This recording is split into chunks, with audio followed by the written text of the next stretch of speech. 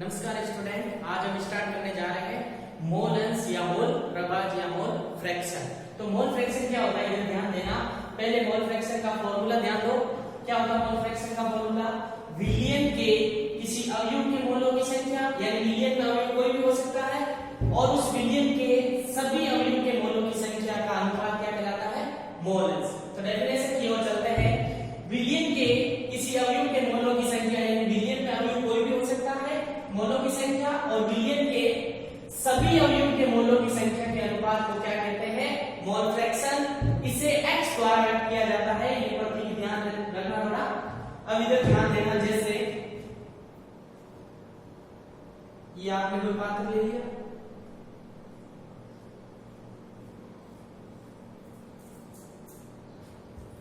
और इसमें आपने मान लेता हूं A विलय के रूप में डाल दिया है CH, और ये तो है जल। जब विलय प्लस विलय मिलेगा तो क्या, सॉरी, विलयन है और एक विलायक है B। विलय क्या है? B। जब विलय प्लस विलय मिलेगा तो क्या बन जाएगा? सॉल्यूशन, यानी विलयन। अब ध्यान देना, मोल फ्रैक्शन को समझना हमें। हमारे पास कोई विलयन है, उस विलयन में मोल कितने हैं, यानी विलय के मोल कितने हैं वो ज्ञात करना है। यानी XA, यानी A के मोलंस, A के मोलंस, तो XA,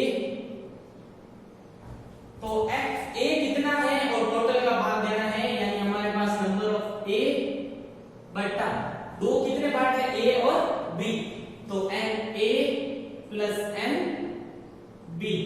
इसी प्रकार B के मोलंस, B के मोलंस XB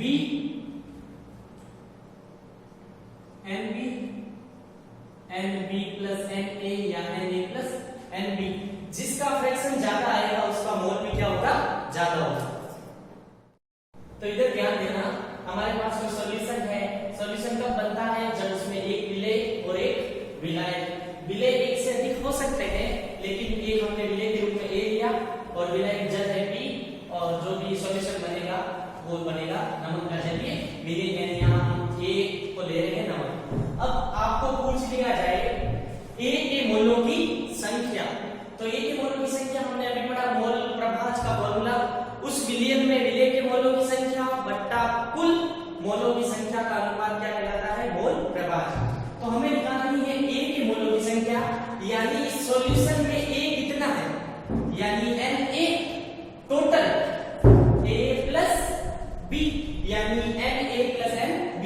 आपको इसी प्रकार पूछ लिया जाए B के मोलों की संख्या NB upon Na plus NB। कुल मोलों की संख्या पूछ ली जाए, कुल यानी सबका योग पूछ लिया जाए, तो XA plus XB, left hand side की left hand side, right hand side की राइट हैंड साइड। तो जोड़ करो Na upon Na plus NB, ये वैल्यू यहाँ रख दी और XB का मान यहाँ रख दिया। फिर एलसीएम ले लें इनका, Na plus NB, Na plus NB से NB कट गया इंटू 1, यानी Na प्लस NB से Na प्लस NB कट गया, यानी इंटू NB। यहाँ से ये कट जाएगा तो क्या बचेगा? 1। यानी एक चीज यहाँ से कट निकल के आई है, विलियन सॉरी मोलों की संख्याओं का योग हमेशा क्या होता है? इकाई होता है। अगर ठीक इसी प्रकार 3 का पूछ लिया जाए तो तीनों का योग 1, 4 का पूछ लिया जाए तो 4 का योग 1। यानी ये फॉर्मूला इंपॉर्टेंट है जो आगे आपके न्यूमेरिकल में काम आएगा। हमने मोलस पढ़ लिया था, अब उसी के ऊपर न्यूमेरिकल क्वेश्चन कर रहे हैं।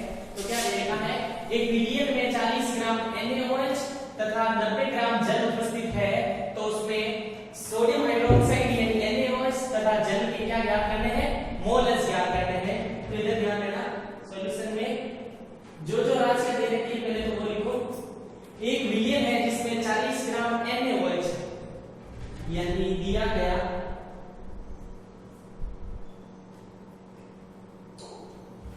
विलय, विलय की मात्रा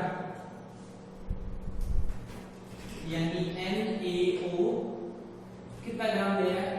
40 किस में डाला? जल में, यानी विलायक अधिक मात्रा में कौन है? जल। विलायक की मात्रा यानी H2O कितना ग्राम है? 90 ग्राम। जल में उपस्थित हो तो इन दोनों में क्या याद करना है? मोलस याद करना है। तो मैं इसको मान लूं सुविधा के लिए, इसको मान लूं A और इसको मान लूं B। तो वही फॉर्मूला A के मोल अंश, A के मोल अंश, formula Na upon Na plus Nb। विलेय की मात्रा है, विलेय का मोलक भार, सॉरी विलेय की मात्रा 40 ग्राम दिया है, विलेय तेल का है 90 ग्राम। तो उनका मोल अंश निकाल लो पहले। मोल अंश किसका? A का। मोल अंश क्या होता है?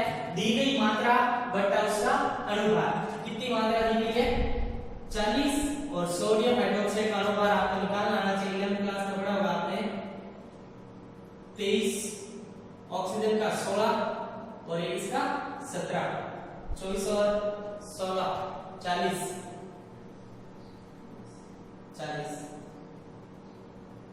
तो इसका आ जाएगा एक अंश। और इसी प्रकार विलेय की मात्रा या विलेय का मोल निकालना है। मोल अंश B का कितनी मात्रा देगी? जल की 90 और जल का अनुपात याद है 18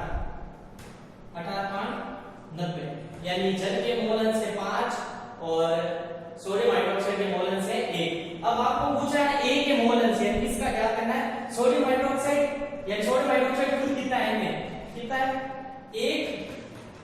और फॉर्मूले के अनुसार टोटल कितने हो जाएंगे? 5 और 1 6, 1/6। उसी प्रकार B के मोल अंश, B के मोल अंश तो NB upon Na plus NB, यानी जल कितना है मोल के रूप में? 5 और टोटल हमारे पास कितना है? 6। इसका कोई मतलब नहीं होता है, मोल अपॉन मोल से मोल कट जाता है। हेनरी का नियम जो इंपॉर्टेंट है एग्जाम की दृष्टि से भी, क्या होता है हेनरी का नियम? या ऐसे भी पूछ सकते हैं गैस की द्रव्यलीनता को समझाइए। तो हेनरी के नियम का स्टेटमेंट क्या कहता है? इस नियम अनुसार स्थिर ताप यानी टेम्परेचर होना चाहिए स्थिर, यानी एक रूम टेम्परेचर की बात करते हुए स्थिर ताप है। इस नियम अनुसार स्थिर ताप पर किसी गैस की द्रव्य विलेयता गैस के दाब के समानुपाती होती है। यानी ये आपने कोई लिक्विड ले लिया है द्रव और इसमें आप गैस को डाल रहे हो, तो गैस कब ज्यादा घुलेगी?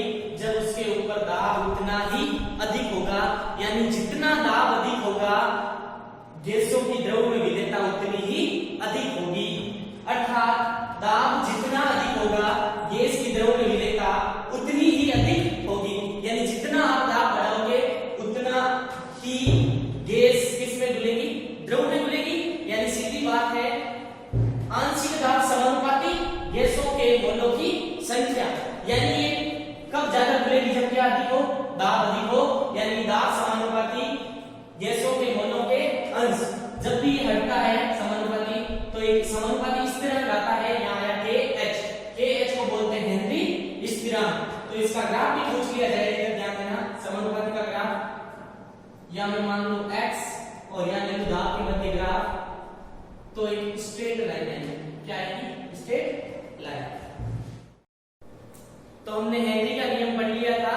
अब हम पढ़ने जा रहे हैं द्रव्य विलीनों का वाष्प दाब, यानी एक्चुअली वाष्प दाब क्या होता है? इसे साम्य वाष्प दाब भी कहते हैं। वाष्प दाब अगर समझ में आएगा तो आगे के कंसेप्ट समझ में आएंगे, यानी वाष्प दाब समझ में आएगा तो राउंड का नियम भी समझ में आएगा। तो इसको समझने के लिए मैं दो एग्जांपल ले रहा हूं। जैसे आपके पास पात्र है और उसमें आपने ले लिया जल और उसको खुला छोड़ दिया, तो मान लो साल या महीनों भर बाद ये जल वाष्प बनकर उड़ जाएगा, यानी वाष्प बनकर वापस जल नहीं आ सकता है। शर्त ये होनी चाहिए पात्र खुला होना चाहिए। ठीक इधर दूसरा एग्जांपल है जिसमें द्रव है जल के रूप में, इस पात्र को कर दिया बंद, लेकिन जब द्रव वाष्प बनकर उठेगा तो वापस वाष्प कहां आ सकती है, द्रव में आ सकती है, यानी इन दोनों के बीच साम्य स्थापित हो जाएगा। क्या हो जाएगा, साम्य स्थापित, यानी वाष्प द्वारा द्रव की सतह पर, वाष्प द्वारा द्रव की सतह पर साम्य अवस्था में जो भी दाब लगता है उसे कहते हैं साम्य वाष्प दाब। तो अब आते हैं डेफिनेशन की ओर, इधर ध्यान देना। एक निश्चित ताप पर टेम्परेचर होना चाहिए निश्चित, एक निश्चित ताप पर साम्य अवस्था में, यही कंडीशन साम्य अवस्था की, में वाष्प के अणुओं द्वारा द्रव की सतह, ये द्रव की सतह यानी वाष्प के अणुओं द्वारा द्रव की सतह पर जो भी द्रव की सतह पर उत्पन्न किया गया दाब क्या कहलाता है, साम्य वाष्प दाब या वाष्प दाब। तो हम पढ़ेंगे राउल का नियम जो इंपॉर्टेंट है, उसको पढ़ने से पहले हमें ये कंसेप्ट समझना होगा जिससे ये इजी से समझ में आएगा आपको। तो ये देखो पहला, जिसमें एक द्रव है जिसको मैंने मान लिया द्रव 1 और P1 नॉट है शुद्ध प्रावस्था में द्रव A का वाष्प दाब, यानी वाष्प द्वारा द्रव की सतह पर लगने वाले दाब को क्या कहते हैं, वाष्प दाब।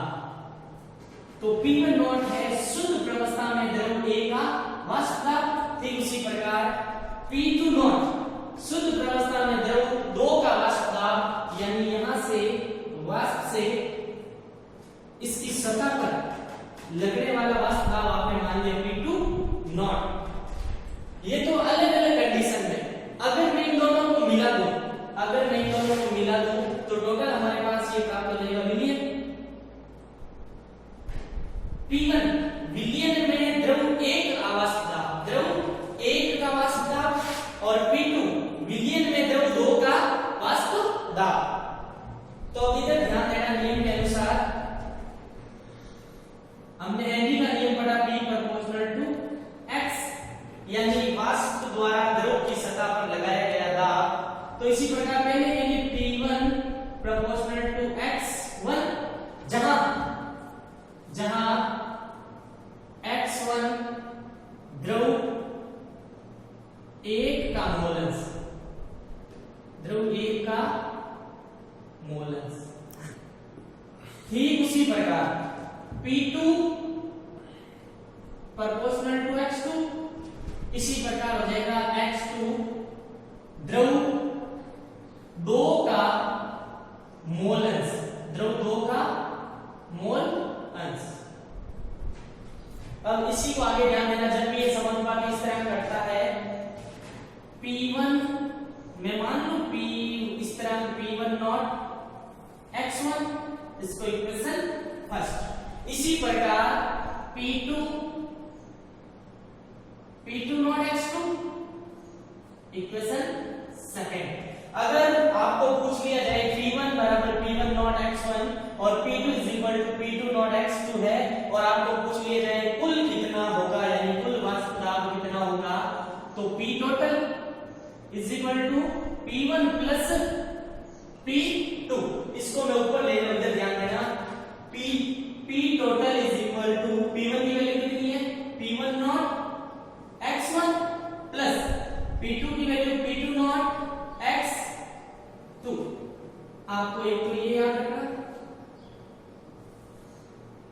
और पीछे हमने अभी पढ़ा था मोल अंश क्या होता है, यानी मोल अंशों का योग हमेशा इक्वल होता है, यानी XA plus XB is equal to 1। इसी प्रकार 3 का पूछ ले, XA XB XC, उनका भी क्या होगा, इक्वल। यहाँ A B की जगह मैंने लिखा X1 plus X2 is equal to 1। इसी प्रकार X1 X2 X3 सबका योग क्या होता है, इक्वल। तो अब यहाँ पर हमारे पास एक वैल्यू है X1 plus X2 is equal to 1।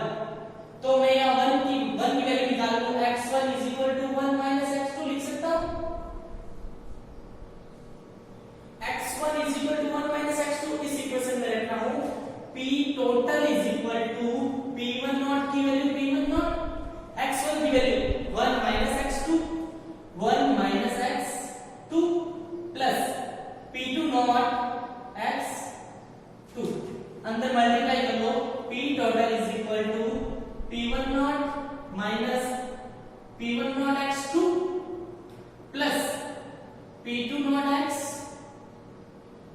2। यहां ध्यान देना, इधर ध्यान देना, यहां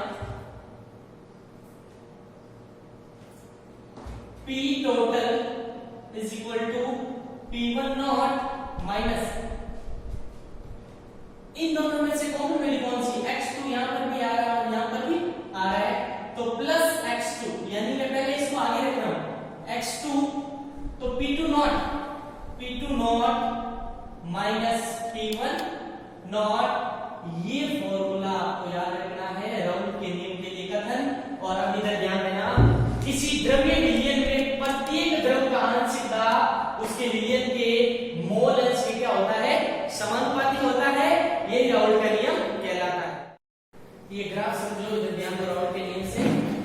यहां ध्यान देना, x1 क्या है 1 और x2 क्या है 0, और हम जानते हैं x1 प्लस x2 इक्वल होना कितना चाहिए 1, इन दोनों का योग करो 1।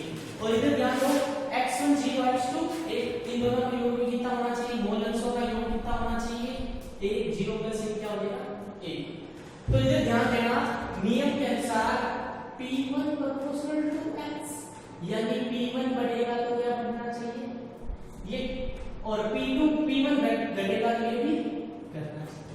यहां ध्यान देना x1 अधिकतम 1 है, तो उसी समय P1 नॉट क्या है, अधिकतम है, यानी P1 is equal to P1 not x1। इधर ध्यान देना, जैसे जैसे आप x बराबर 1 है, जैसे जैसे इधर बढ़ रहे हो मोलों की संख्या घट रही है, x1 क्या हो रहा है 0 हो रहा है। उसी प्रकार जब x1 कम होगा तो P1 को भी क्या होना पड़ेगा, कम होना पड़ेगा। ठीक उसी प्रकार यहाँ x2 क्या है 0, तो उसी समय P2 क्या है, यहाँ नीचे P2 नॉट क्या है 0। लेकिन जैसे जैसे इधर बढ़े तो मोल बढ़ा तो क्या बढ़ना चाहिए, आंशिक दाब यानी P2 भी बढ़ना चाहिए। तो ये ग्राफ हो जाएगा